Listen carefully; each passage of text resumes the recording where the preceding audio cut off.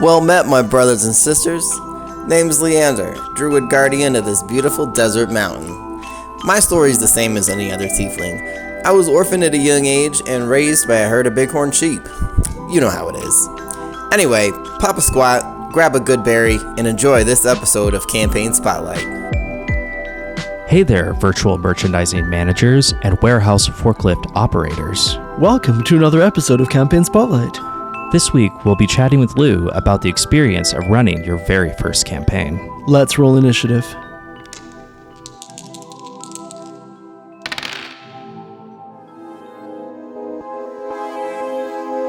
Our story begins not necessarily with, fairies and might and magic, but with 6 people going to buy their furniture on a lovely sunny day in IKEA in a nameless average town in the United States. So some of them are going to get a new countertop.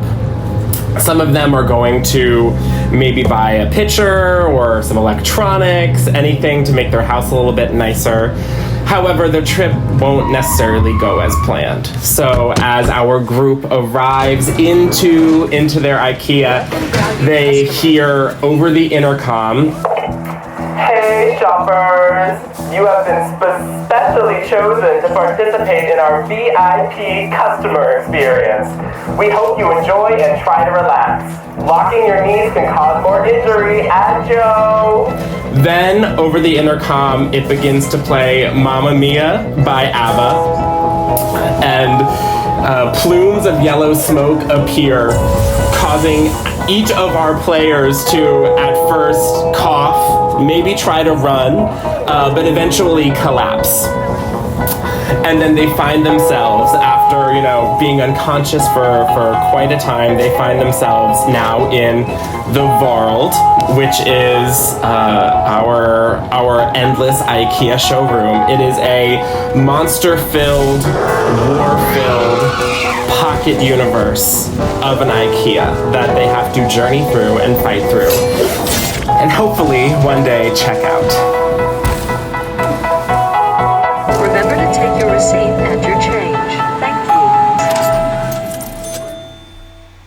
you. This sounds like such a fun campaign. I think so too. I think it's a great time. Lou, welcome to Campaign Spotlight.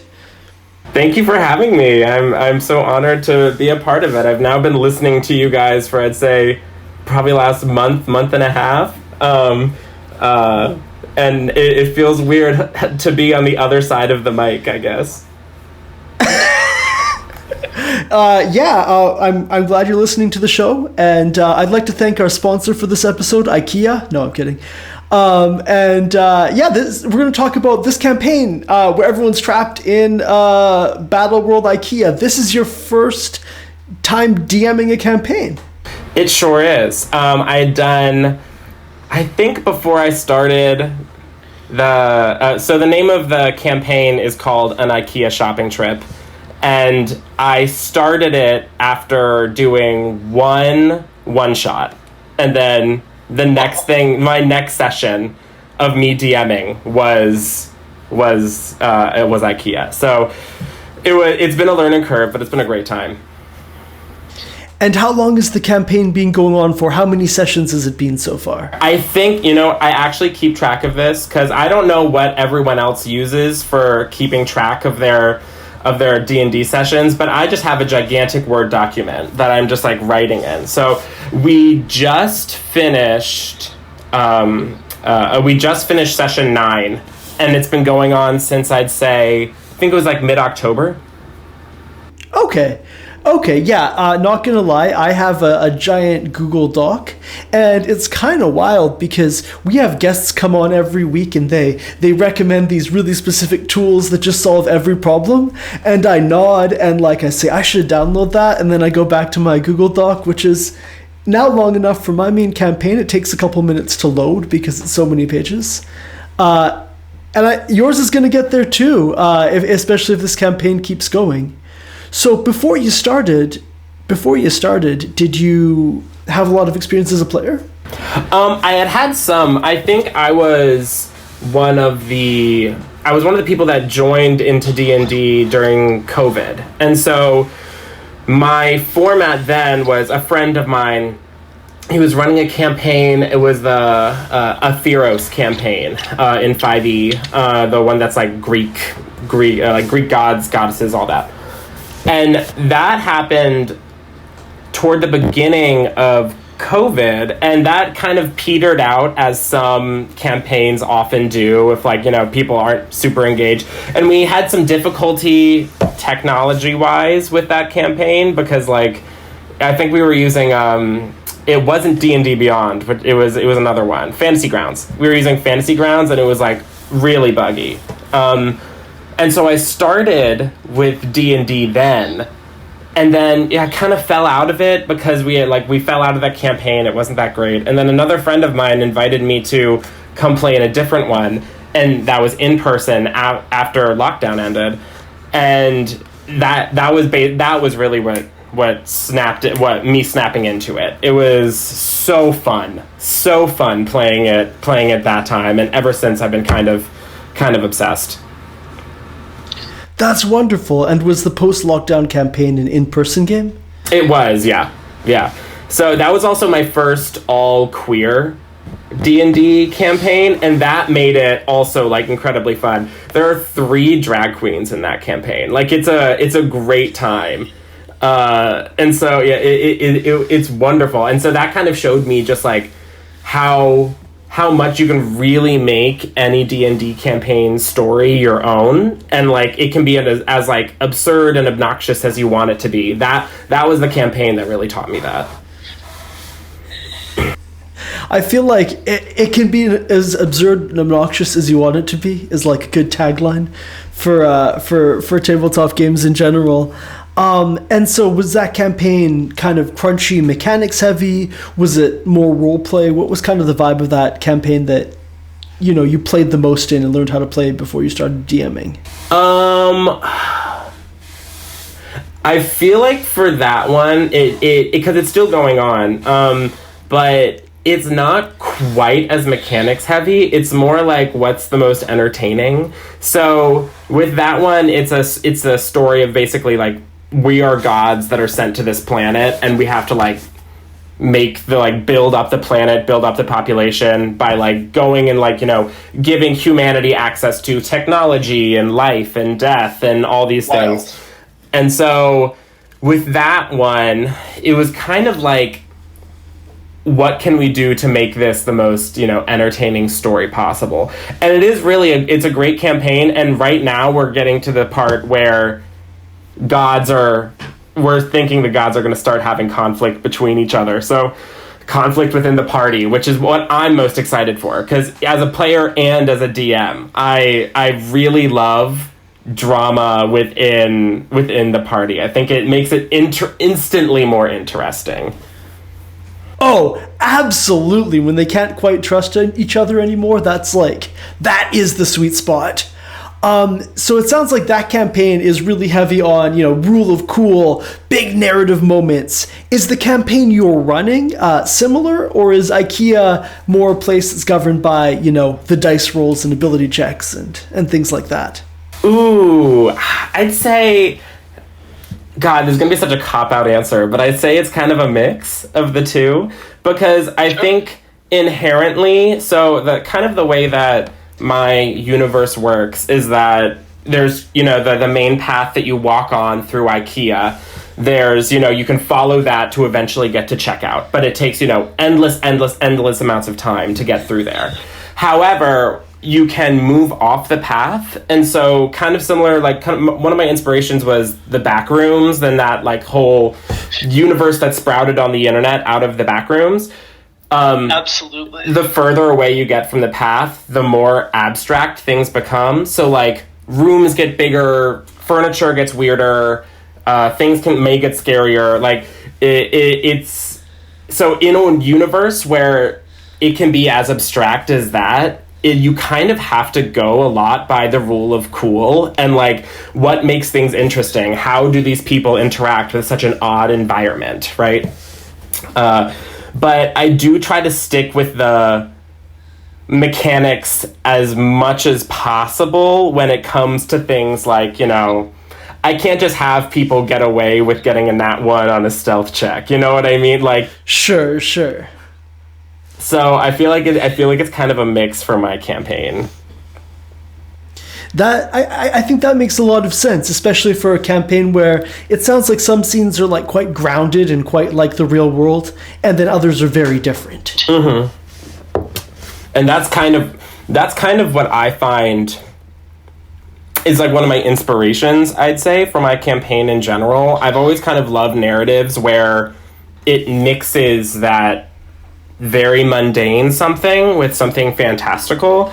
And that's always been like one of my sweet spots. Almost like a good example is like Narnia. You know what I mean? Like the standing in front of what do they call the tube? Standing in front of the tube, and then like you can see the rushing by, and then you see Narnia on the other side. Like those mixtures of everyday objects with something magical and fantastical. I always find it incredibly engaging as a viewer. Oh, absolutely, hard same. And I think it's a big challenge as a DM to lead your players through that kind of blend. Because you want it on one hand to feel like sense of wonder and awe, but on the other hand you want to make it feel like the stakes are comprehensible, right? Oh yeah, absolutely. And so I guess one of the things that I kind of put in my campaign to make it a little bit more fantastical is that I have this idea of buying into the experience, which is if you've seen something like 500 Days of Summer, they literally did it in 500 Days of the film 500 Days of Summer, where they're running through an IKEA and they're like going into the kitchen and they're pulling the turning on the sink and they're like, honey, the sink isn't working. Did you call the plumber? It's things like that. So in my universe, in the world, which is the world, but in Swedish. Sure. In my universe, they can do something like that, and water will start flowing as if they're like pretending to like participate in it. So they'll go into a showroom kitchen, and it'll be like, okay, we're all hungry, so I'm gonna make food for my family, and they'll be able to open up the fridge and get like apples and grapes and stuff like that, and start making food. So. And, if they need to go into a desk drawer because they need a pen to write down a note, they're going to be able to do that. So I kind of put that in to give the, little fantastical element to something mundane. In addition, it's a way to avoid monsters, too. So they can pretend to, because monsters aren't going to, the IKEA Corporation monsters aren't going to kill you if you're participating in IKEA by pretending to interact with the products. So it's a way for them to maybe sometimes sneak around. It's a way for them to get food and sleep during their campaign. I find it to be a really cool element that I don't know. It always keeps me guessing as a DM, and it always makes my players creative.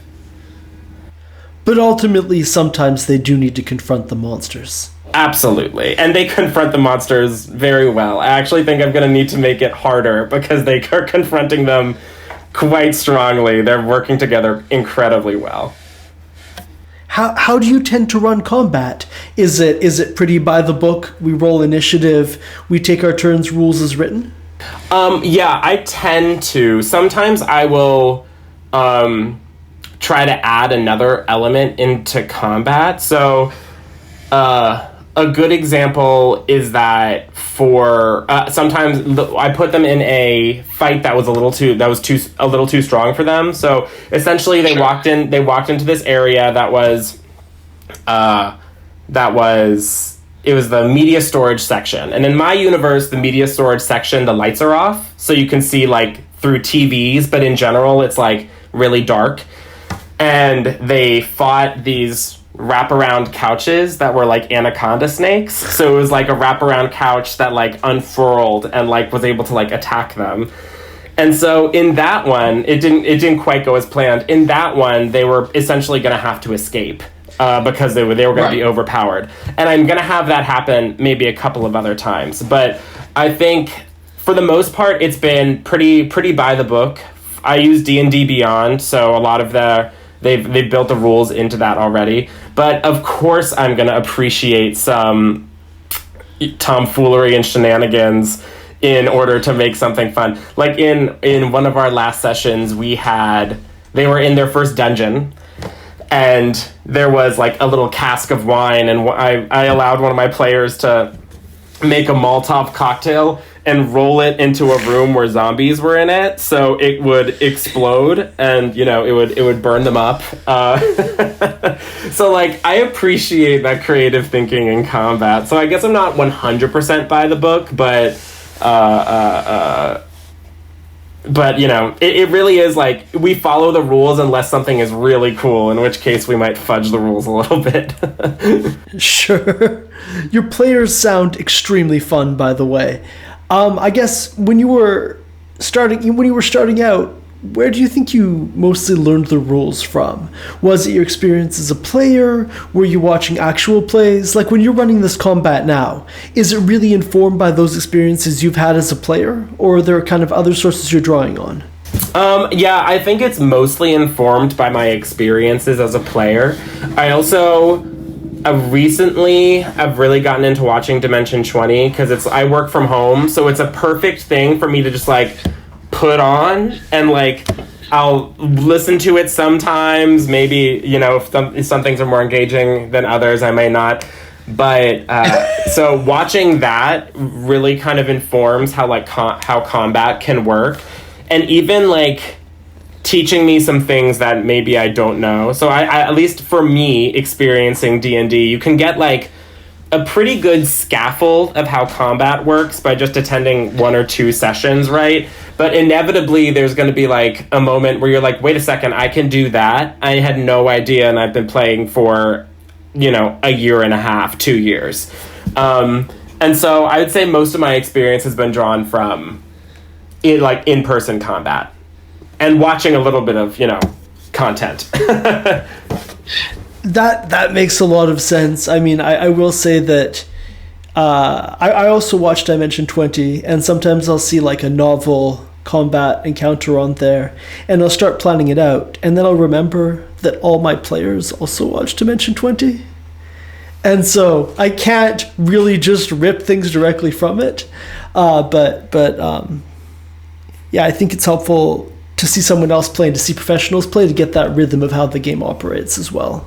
Yeah, and I think that especially Dimension 20, they have a real knack for creating really cool universes to place people in, to place the players in. And so I think that really inspired me to go about DMing in a story that I'm DMing, because, at first when I was, in playing D&D, I was like, this has to be incredibly high fantasy, and that's kind of the vibe, kind of the stereotypes that you see of D&D.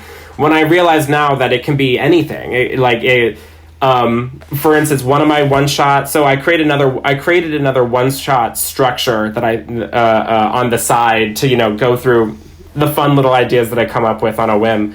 And the last one, their guild hired them to seek out Willy Wonka because he kept kidnapping kids.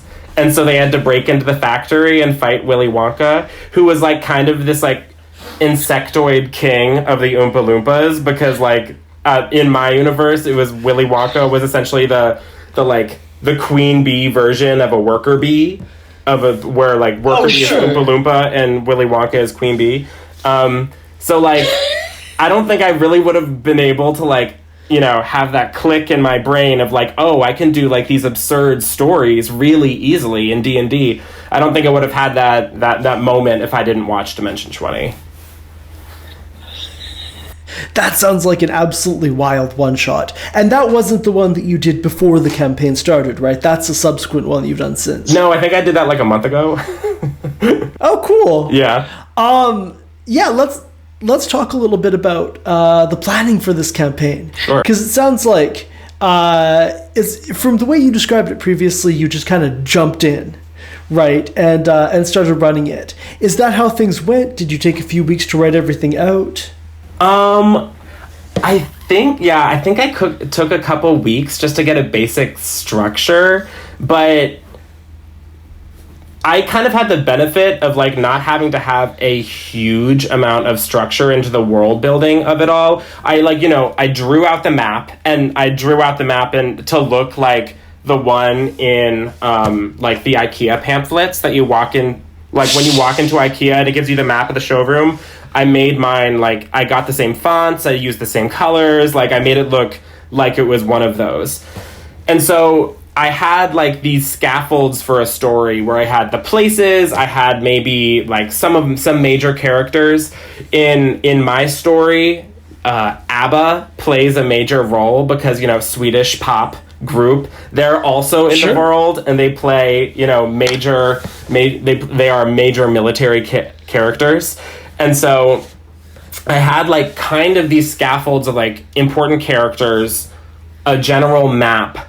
But I knew that if I tried to overplan things, it would immediately get thrown out because players aren't necessarily going to do what you want them to do. So I think before starting, I probably planned out like 2 or 3 characters, the shape of the world, and then 2 sessions. So like, and then like I've just been building off of that ever since. So you really had the vibe nailed down initially more than the whole arc of the story. Oh, absolutely. I didn't have the arc of the story completely planned out at all. Because one of the things for me about the arc of the story, even now, is that the world that I created is this combination of really dangerous, but oftentimes better than the worlds that other people that people come from. And so some people want to stay there. Some people want to check out and go home. Some people want to fight back against the IKEA employees. Like there's a whole war going on between IKEA shoppers that want to live there forever and IKEA employees that want everyone to check out.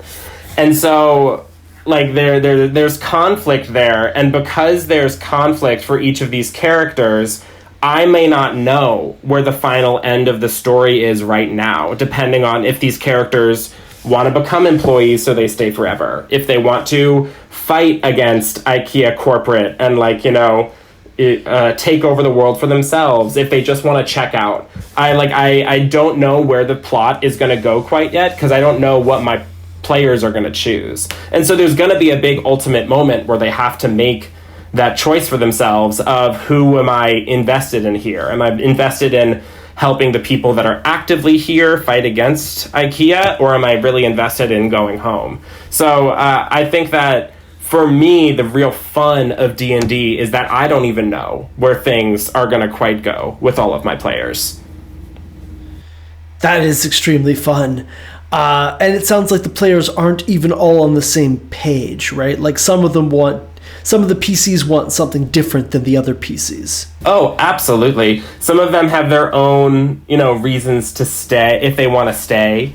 Some of them were sent in to the world. Some of them, it's one of those things where they didn't have power in the world that they were from, and this is a place where they're starting to get power, and so they may not want to leave. So I really relish the fact that my players might have different motivations in this universe. It makes a little bit more interesting and crunchy for me as a DM. Absolutely. I guess how much of a given session is taken up by kind of this player versus player dispute or intrigue, or these conversations they're having with each other? The right now, I wouldn't say it's a huge amount, but what we're currently in the stage of is laying that groundwork, and I'm actually currently leading up to a point where there's a spot where actual I don't trust you moments happen. I'm leading up to a moment that will be able to put cards on the table, I guess, so to speak. So I wouldn't say it's a huge amount each session, but I know for me, I try to every session put in a moment with one or two of the characters where they'll maybe have a memory from their past, where they have a moment of thinking back to what their life was before they came here, a moment where it might be like a little bit more like serious and somber. I try to have a moment with that with each of my characters, and so there's not a huge amount of conflict happening yet, but I'm waiting for people to officially say, I don't trust you, to someone else in the party. It sounds like it's coming too. How much of your players played before? Do you have a lot more experience in them? Are they, kind of in the same boat as you? So funny enough, I'd say it's kind of a wide range. So one of the players is the DM for that God campaign that I said I was a part of. One of my, and then two of the other players are ones that are in that same campaign, and they have they've been playing quite a while. And then my husband is in that campaign, and he's a much more casual player than I am.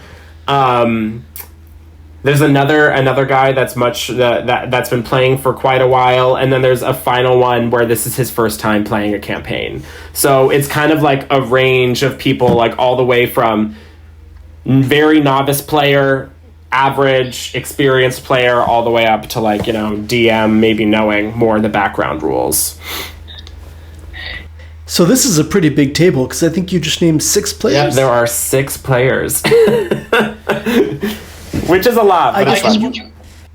When you were starting out, what was it like to manage, such a big table during initiative, or just during even social scenes? Panic! Oh my god! I remember those first couple sessions. Like, I still get kind of like nervous flutters before a session sometimes. But like those first couple sessions, it was just like me frantically being like, okay, how do I ad-lib this moment for the next little while? And especially with like keeping track of combat can be so hard, especially if you have numerous of identical monsters, which often happens, like a group of goblins or something like that, and you're like, oh, did someone just hit the left goblin or the right goblin, and which one is that in my tracker? So I remember that was a real struggle when I first started, and I can't say I'm great at it, but I'm slowly managing to do better. Painting minis that look different from one another, where each of them is individually different, makes things a whole lot easier. Wait, you have actual physical minis for all your combat? Yeah, all of it. So like I don't make them, but I buy them and I paint them. Some of them I make. I can go grab one if you want to. If they're downstairs, I have plenty. That sounds incredibly cool. Let's get some pictures of them for the show notes. Oh yeah, no, I'll send it to you. Yeah, so my minis, I paint all of them individually. I was an art major in college, and I've done a lot of like painting in my time, and especially like I always loved painting very small paintings, and so applying that to minis where it's like the tiniest little half-inch sized goblin and you're brushing on the dirt, I loved anything like that. So I've really enjoyed doing that. And in addition, I partially started making my own minis because I wasn't able to get some of the monsters. So, like, the first one that I made out of Crayola air dry clay, which for anyone listening, I will not recommend you use that. It's terrible for making a mini. It sucks up paint and it is dusty. It's awful. But I made those. I made my anaconda couch snakes out of those because I would never be able to find a mini for that. Like, what was I going to do? And so that was when I started making them. And ever since I've been trying to make big pivotal monsters that they fight rather than buy them because I think it's cool. It sounds incredibly cool, and they all have their own individual minis as well. Yeah, the thing is they've chosen ones that they like out of like my menagerie of minis that I have. So like, there's such a wide range that people will find someone that relatively looks like their character. So they seem to be doing pretty well with the ones they've chosen. I think one of them who's a very I'm now in DMing his campaign. He's DMing a campaign I'm in for the first time. The Lost Mines of Pandalever, that one. I think it's one of the D&D pre-made ones. He has a 3D printer, so he makes all of his own minis. So I know that he has his printed, but the rest of them just choose ones that I've already painted. That makes a lot of sense. I mean, I guess in the long run, maybe you can get everyone their 3D printed versions of their characters. Maybe, yeah, we can. I would love to, personally, because one of the things I really liked about this campaign too is that now people sometimes look a little bit crazy, but initially my rule was that you had to be a human or a human variant to go in, because everybody was entering this IKEA from the same world. It was a nowhere sort of town, USA, and so you have to be relatively human or human passing enough to exist in our modern day.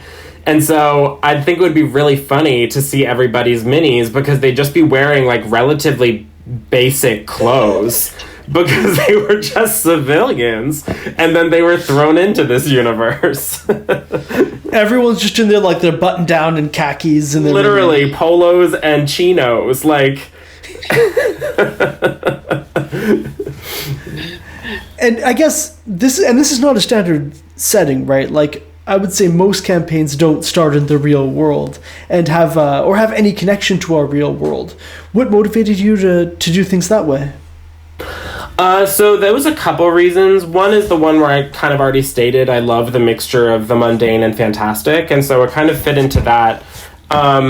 Another reason was I thought, at least for me, it would be more interesting to see people create their characters with the basis of them being relatively human. So my goal was I really want people to play as their character, participate as their character, embody their character. And I find that it's much more accessible for people to be able to do that if they're playing someone that's maybe a little bit closer to them. So whereas like if I were to have a character in this universe that was, Pippi Longstocking, an elf from the Feywilds who only speaks in riddles, I may not actually hear a person participate a huge amount because they get lost in the own rules they created for their character. So I like the idea of being able to just have people as people enter into this universe and just see how the everyman works here.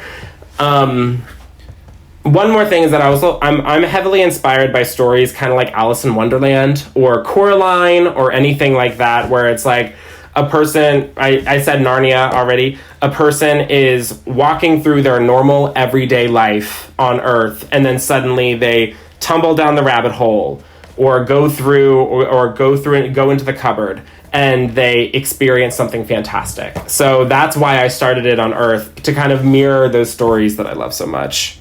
And this has ended up working well in terms of keeping the player characters more grounded, it sounds like. Oh, yeah, absolutely.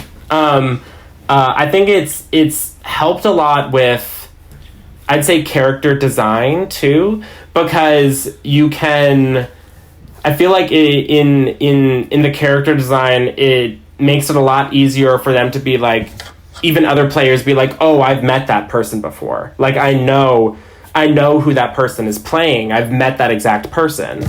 And so I found it to be really effective. In creating really fun, very accessible characters that people will actually interact with other players with. And they do interact, it sounds like, without you prompting them to do so.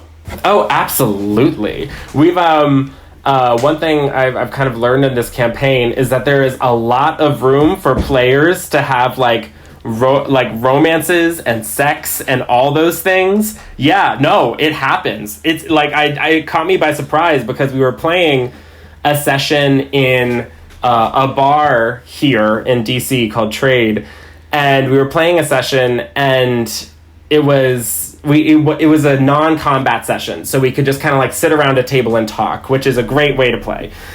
And Sure.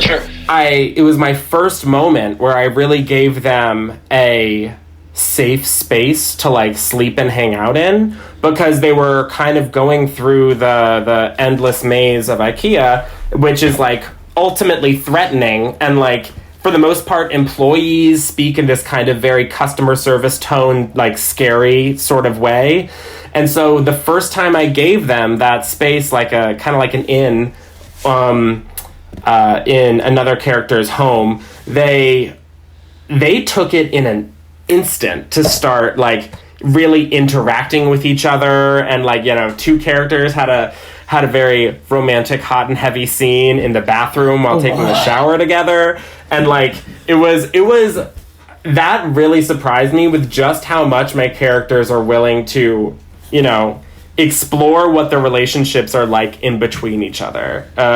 So I found it to be incredibly like because of that session, I now built in another one, like another, like, you know, they're staying at an inn sort of thing for that express purpose. That's really exciting. And are they doing this kind of in character, or are they saying, you know, and then my character does this and this and this? I'd say they're doing some of the stuff in character, particularly the dialogue, for the most part. And then sometimes they're doing a little bit of my characters doing this and this and this, as things maybe get a little bit more absurd. You know what I mean? So like, God, in this last session that I built into an inn, it was my characters ended up having a threesome with a plasmoid, two of my characters in my party, with a plasmoid who is, you know, of course, for all of you listeners that don't know what that is, it is a flubber sort of race in D&D that's literally just like a sentient pile of goo. And so that became a little bit more like, and my character does this and this and this as we go through just like this increasingly absurd sexual encounter, because they are literally a pile of goo. So yeah, it really is. It's kind of a mix in terms of how they play their characters. Is it, sorry to ask this, is it always the same two players who are doing the sex scenes? No. Oh, wow. There's been one consistent player that's been a part of the sex scenes. Although in the last one that we just had, he was less like he was a third party, because he just ended up going to the tavern with and the bartender was the plasmoid, and his name was Goo. His name was Goo, spelled Geu. And he spoke in a French accent the whole time. Eventually Goo was hitting on another person in the party, and he literally said, "Would you like to have sex with me?" And then he invited the other character that was in the last sexual encounter. So that character was just like, "Okay, sure." Like, it wasn't even like he sought it out; it kind of sought him out. So it's been a mixed bag, honestly, of who's involved in what. I gotta say, this is a little off topic. I love your character voice just there. Oh yeah, my French voice. 'Cause I took French for years, and so I developed a very good accent. I mean, I don't know how French accents are supposed to sound, but it sounds convincing to me. Can you give us a little bit of your IKEA customer service voice as well? Oh God, I'm trying to think of like what would be a reasonable phrase that they would say. It's more like, "Hi, welcome to IKEA. How can I help you today? Please don't die." Yeah. Yeah. It's like, "This world is very scary, and if you do die, just know that we will collect your body expeditiously." Like, it's a mixture of vaguely threatening and very friendly. It's kind of like the like "don't fuck with me, fellas." You know what I mean? That like, I'm gonna cut you up sort of vibe. Yeah, I mean, this sounds sinister, ominous as hell.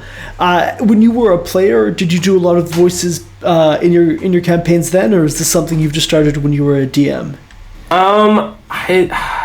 I'd say it's been more extreme in my experience as a DM. Just because I'm playing so many more characters that, like, you really need to be able to vary how each of them speaks in order for anything to make sense. And so I absolutely do it more in my campaign now. But I did it a little bit before in my in the God campaign that I said that I'm a part of. I play a character, Jen, and she's a soccer mom, and she became a god because she filled out a application on Indeed and she got the position. And so with her, sometimes I really like play up the oh, sweetheart, you don't have to go after that man, like that sort of vibe. So I guess I do sort of character voice with Jen. But when you're being a PC, I feel like you have to keep the voice a little bit lighter and more restrained because you're stuck with it for a long time. Whereas as an NPC, you can just kind of bust it out for a while. Yeah, because I'm currently learning that fact. Because I just started a campaign where I play a goblin, and so like my voice is kind of like this all the time, and it's like really grating and awful and Harvey Weinstein, like that. That sort of vibe, and it gets painful sometimes doing that voice for a long time.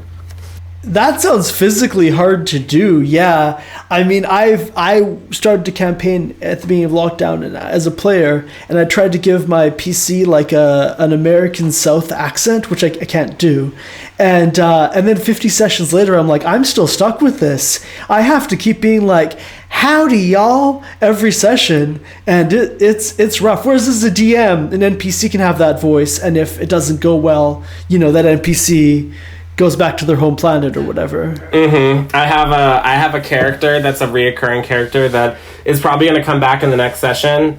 His name's Albus. He's actually a feature from Norse mythology, because there's a tie-in to Norse mythology in the greater universe in the greater world universe. And he's Scottish, and he talks like this, and the whole time. And it can get very hard because I can't keep it up. Like it was. I remember the first time I spoke as Alvis was at that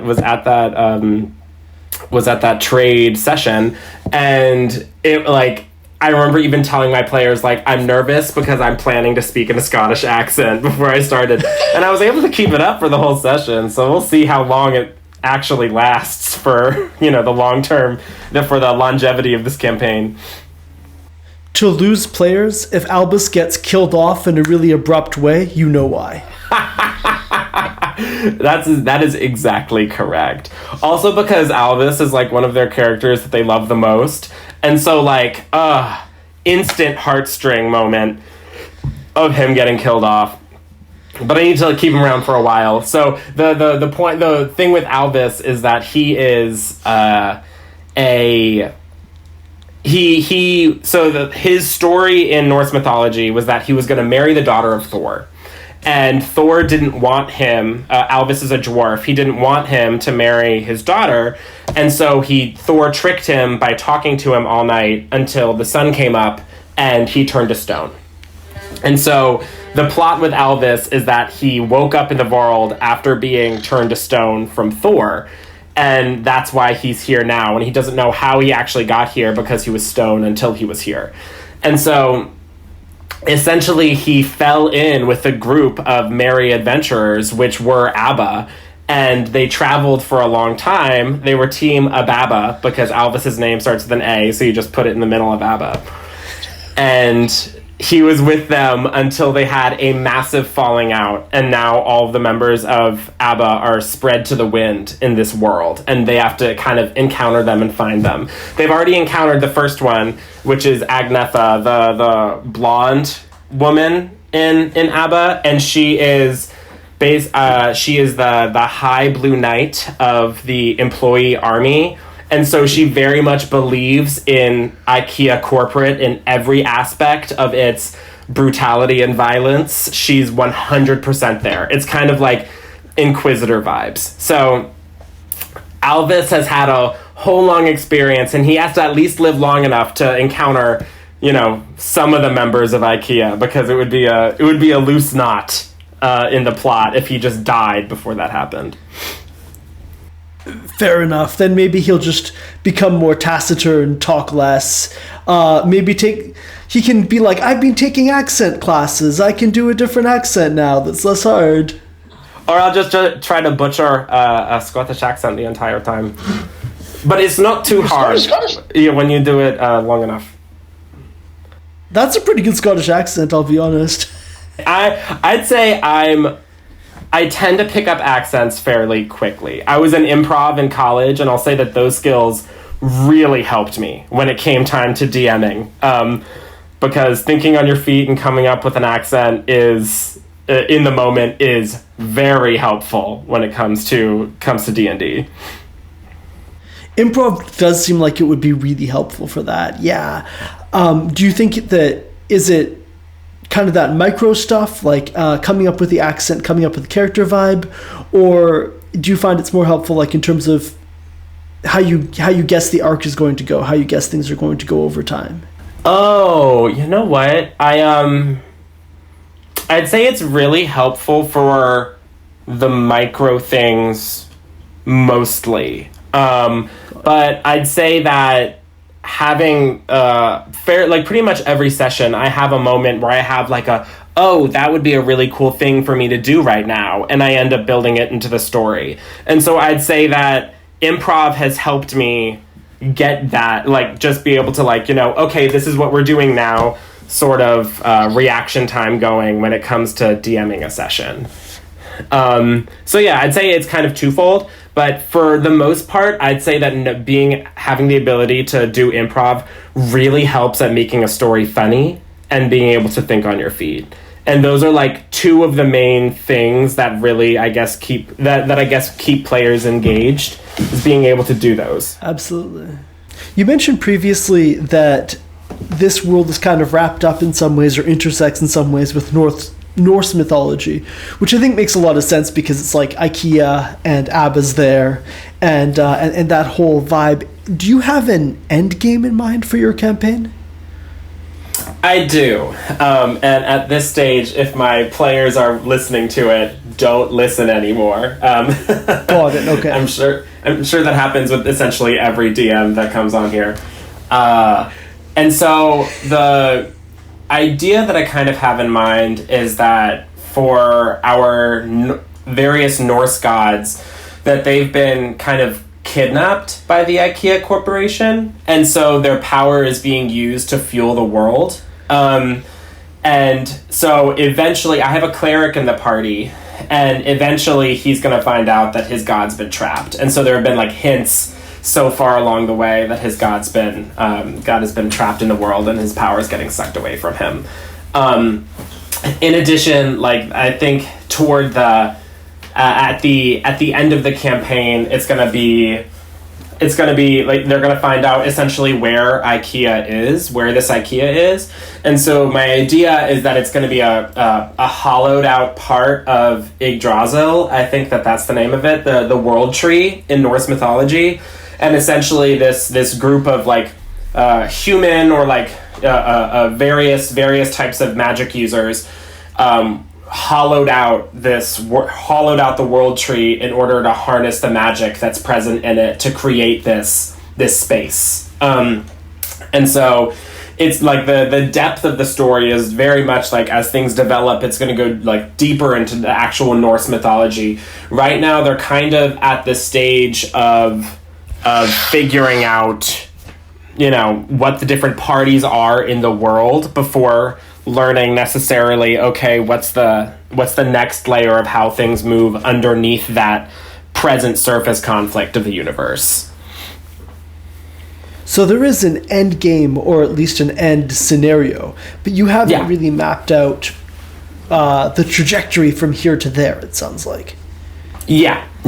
So I have like some things that are, you know, the big main pivot points. So because there's there's a couple cities in this universe that have significance in the plot. So one of them is where employees come from, and employees are trained. And another one is where it's going to be like the city of magic. And so that's where my player is going to find his god.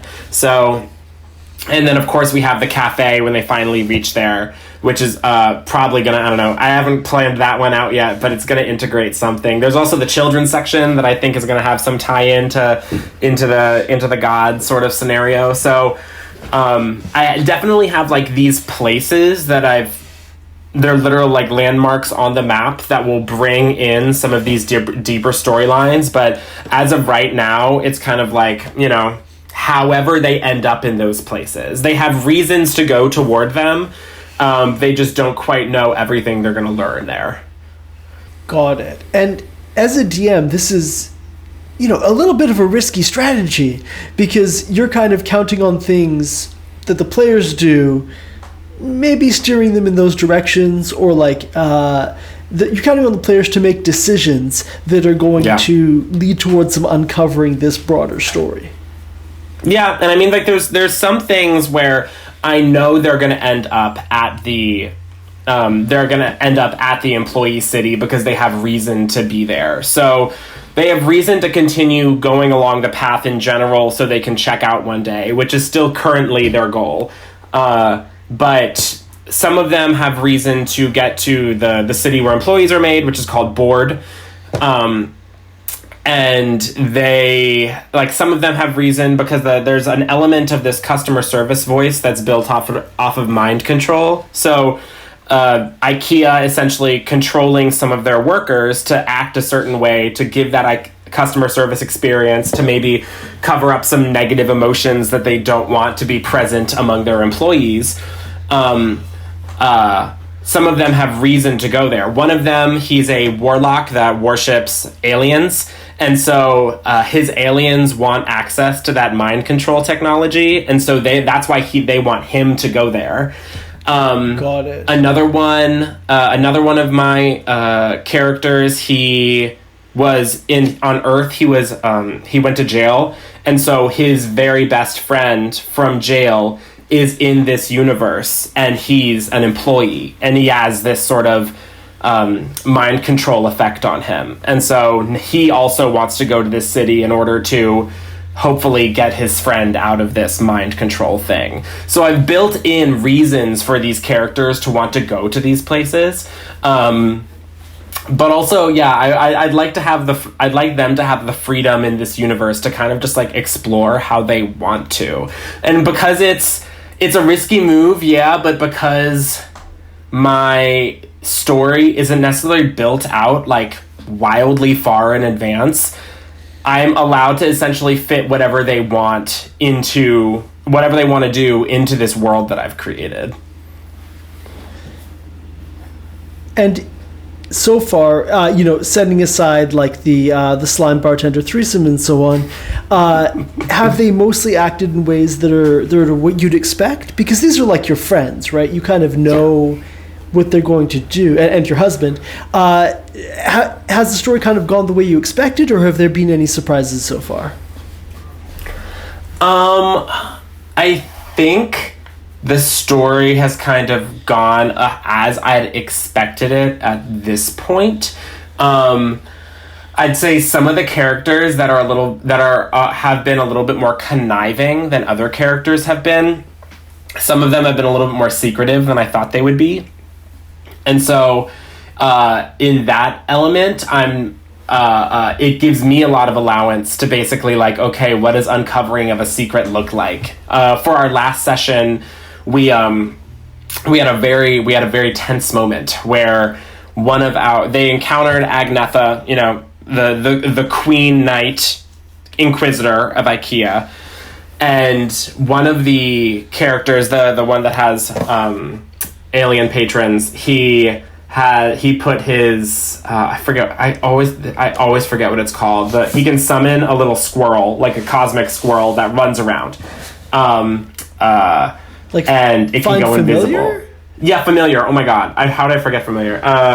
he summoned a little familiar, and that's used for reconnaissance for him. And so he was basically able to like follow Agnetha after she left this interacting with our players, and it had there was a tense moment where she knew the squirrel was in the room, in like her secret quarters, as she was having a hushed conversation with one of her underlings, being like, you need to watch this group that just came through because I don't trust them.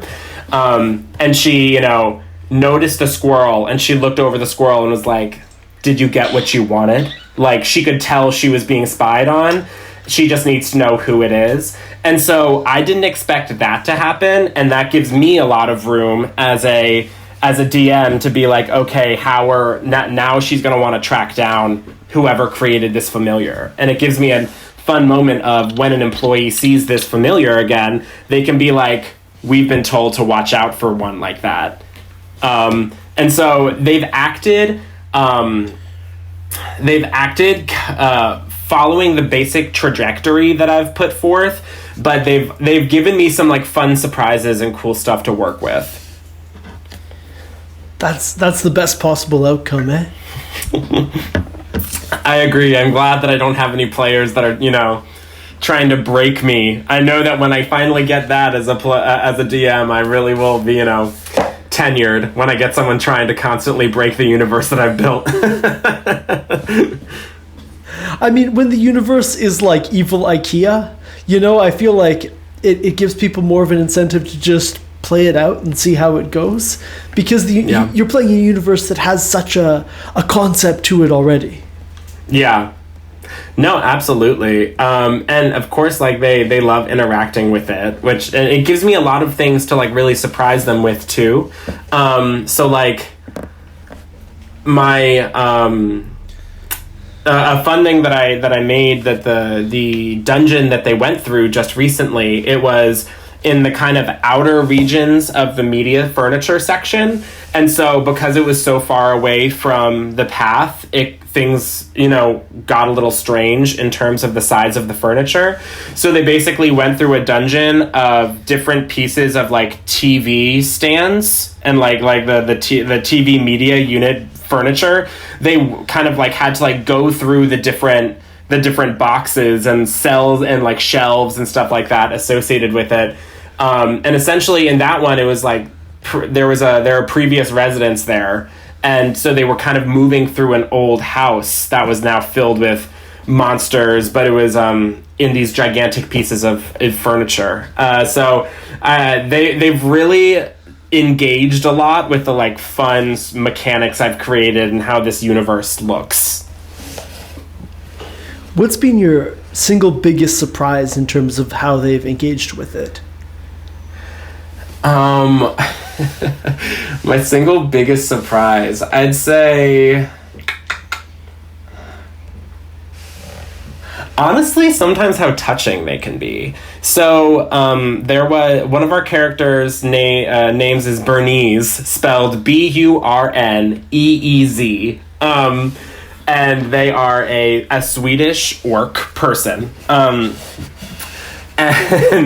And it's their character is absurd, but when you go to IKEA and you see those like boxes of like that'll be full of like hangers or toilet brushes or scissors or towels, they'll always have like those boxes. And so Bernice found light bulbs at one time, and Bernice is an artificer, so they like to keep like trinkets on them essentially. And so they ended up splitting up with Alvis at one point after interacting with him, and Bernice took out one of these little light bulbs and like had two of them and was like I'll give this one to you and they'll meet again. And it was one of those like really touching moments of interacting with something that was like so mundane that I put in this universe to make it look like a shop. So I think that there are really like fun ways my characters have interacted with. Another one is that they went through a area that they were moving away from the path, so the rooms were getting increasingly weirder, And so one of them ended up going into the room of the nanny. So the Fran Drescher's The Nanny, like one of the rooms was modeled after her. And so she's been wearing this like sequined bolero for literally the entire time that she got from this nanny room. And so like some of the like just odd, obnoxious little things I've created in this world have like really persisted throughout the entire campaign so far. This sounds like such a fun game. Other than the oeuvre of ABBA and the experience of going to IKEA, is there any media or any, I guess, books or TV shows or anything that have inspired your world building? I'd say there's a couple things. So as I kind of mentioned before, I'm really inspired by anything like Narnia and things like Falling into a Different World. But a really good book series that I've read all of them. I've been really excited every time one comes out. It's called the Wayward Children series. And essentially it's kind of like what happens to a child like Alice after they go on their adventure and they come home. And like, how do they adapt to life? How do they go, if they are able to go back to their world, how are they able to? And it's this very, it's an incredibly queer, incredibly good book series that has a lot of drama built into this, like, kind of cool structure of like, you know, some of them are from Candyland worlds. Some of them are from, there's a world called the Moors, which is kind of like macabre and filled with vampires and Dr. Frankenstein and all those things. They're all from such a interesting range of worlds, and they all have such a really cool background, all these characters. And it's one of those real places of inspiration that I found of like, where do I mix this blend of falling into a different world, kind of almost childhood whimsy, with this very serious undercurrent of like what's happening in these children's lives that make them want to run away, essentially, and go off into these different universes. So I loved that series. The Magicians is another series that I really enjoyed, the book series, kind of for a similar reason. As far as like media that I find really inspire me, I'd say that sometimes it's kind of a mix. So like it's when they go to the bath section eventually, that might be kind of like a beach episode that's in an anime, because there will be giant bathtubs with beaches and stuff like that. You know, some city might be a little bit like Hogwarts and something like that. I like to like put like, I don't know, there's usually like a little bit of inspiration into every little section that they go into that might be a little bit different. But I'd say overarching inspiration, stories like Wayward Children. I also love SCP archives. Do you know, like the SCP is...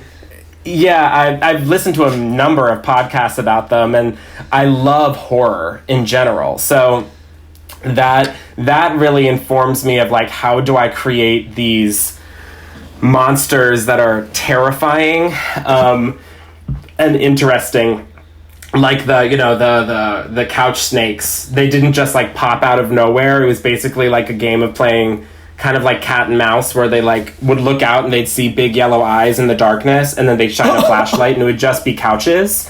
And so it was kind of like they were being hunted by these snakes until they ended up fighting them. And so I love listening to things like things about SCP archives and back rooms, because a lot of it has that sort of like creepy, like something coming from around the corner that looks a little inhuman. And so yeah, that absolutely inspires me. I love horror as a genre. So wonderful. Do you have any other resources, or for that matter, anything that you just like to plug to the audience? Oh my gosh. I'd say if there are any other people who are like first-time DMs, D&D Beyond is an excellent resource to make it much more accessible. I've played I think the first couple times I played was with pen and paper, and it can be very, very difficult to get started, like as a first-time player with the pen and paper setup. But D&D Beyond makes it incredibly streamlined. And so, yeah, that would be like the one thing I'd really recommend that made things a lot easier for me. Also, another thing that I love doing in my campaign is just like having some YouTube sounds in the background. So like one thing that, or like having YouTube sounds that I have prepared. So like I have like the sound of an intercom PA that goes over whenever they hear like a store announcement. So I love just having that in the background, and they really can help to make your universe seem a little more real. Like I love playing a little noise that's like just fitting for the environment that they're in. This sounds like such a fun campaign. I'm fully so envious of your players. Well, I'll keep you updated and to see, how long this thing goes. I don't have an end plan for it yet, so I have no idea how many years we're in for this, but we'll see. I probably won't draw it out too long. Well, I look forward to hearing how it goes regardless. Lou, thank you so much for coming on Campaign Spotlight. Of course, thank you for having me. It's been great. And that's all for this week. Thanks so much to Lou for coming on Campaign Spotlight. Check out the show notes for pictures of Lou's world and all the very cool minis. I'm Production Master Riley. And I'm Dungeon Inspector Jake. If you're enjoying the show, subscribe and leave a review. It helps other people find the show and grants you possession of a coin to pay the ferryman for a one-way journey across the river when the time is right. For more on the show, including links to all our social media, visit folderfrequencies.com/campaign spotlight.